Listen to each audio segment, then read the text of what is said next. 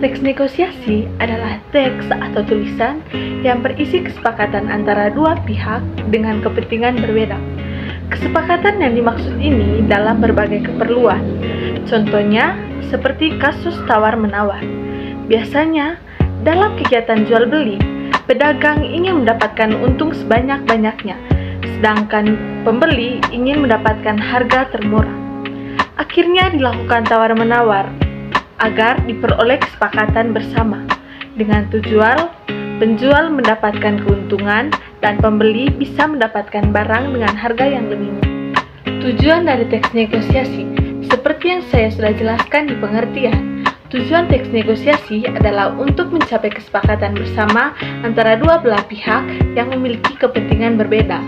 Nah, teks negosiasi tidak hanya digunakan oleh penjual dan pembeli dalam melakukan penawaran bisnis, tapi juga mencari jalan keluar dari masalah yang dihadapi bersama.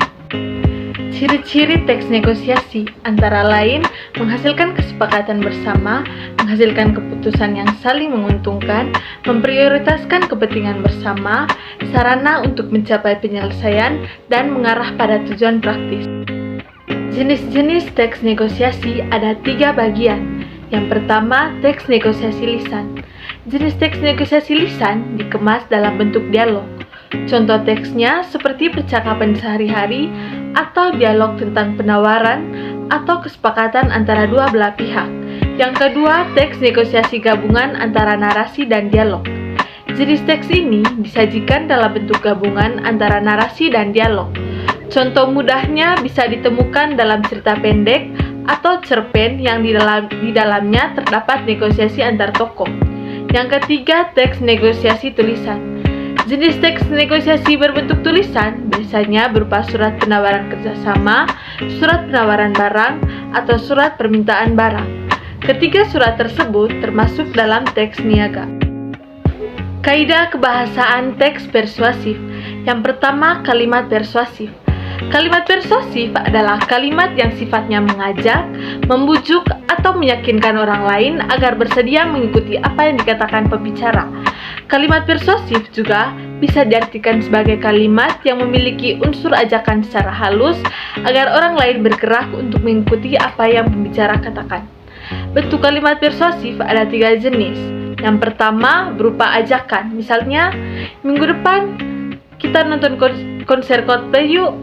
Yang kedua berupa imbauan, misalnya, kepada bapak dan ibu dimohon untuk memasang CCTV di depan pintu masuk dan samping rumah. Hal ini mengetahui dan mengantisipasi tingkat pencurian dan maling yang sedang tinggi di lingkungan perumahan kita. Yang ketiga berupa permintaan, misalnya, saya berharap seluruh siswa-siswi SMA Santo Fransiskus Xaverius mengenakan baju adat daerah asal masing-masing. Kaidah kebahasan yang kedua adalah pasang tuturan. Pasang tuturan merupakan tindakan saling memberi pesan atau respons antara dua belah pihak dalam kegiatan tersebut. Fungsi pasang tuturan tentu saja agar pengajuan dan penawaran tersebut dapat mencapai kesepakatan. Contoh-contoh pasang tuturan yaitu mengucapkan salam direspon dengan membalas salam, bertanya direspon dengan menjawab pertanyaan, meminta tolong direspon dengan memenuhi atau menolak permintaan, menawarkan direspon dengan menerima atau menolak tawaran, mengusulkan direspon dengan menerima atau menolak usulan. Struktur dari teks negosiasi. Yang pertama, orientasi. Orientasi adalah bagian awal dari teks negosiasi. Orientasi biasanya berisi salam atau sapa antara dua belah pihak. Yang kedua, permintaan. Permintaan adalah bagian di mana satu atau dua belah pihak mengungkapkan permasalahan. Permasalahan ini berupa keinginan yang ingin dicapai atau diselesaikan. Yang ketiga, pemenuhan. Pemenuhan adalah bagian di mana satu atau dua belah pihak dapat memenuhi sebuah permintaan atau tidak. Yang ketiga, penawaran. Penawaran adalah bagian puncak negosiasi. Di sini terjadilah proses tawar-menawar antara dua belah pihak dengan lainnya untuk mencapai kesepakatan bersama. Yang ketiga, persetujuan. Persetujuan adalah bagian ketika pihak satu dan yang lainnya sepakat atau setuju dengan keputusan keputusan hasil tawar-menawar. Yang terakhir adalah penutup. Penutup adalah bagian yang menandakan kalau negosiasi telah disepakati dan berakhir. Penutup juga biasanya berisi ucapan terima kasih dan salam. Cara menulis teks negosiasi. Yang pertama, persiapan dan perencanaan. Pada tahap ini menentukan tema kegiatan negosiasi. Misalnya temanya adalah kegiatan jual beli, atau bisa juga kegiatan negosiasi untuk menentukan kebijakan tertentu di suatu perusahaan dan sebagainya.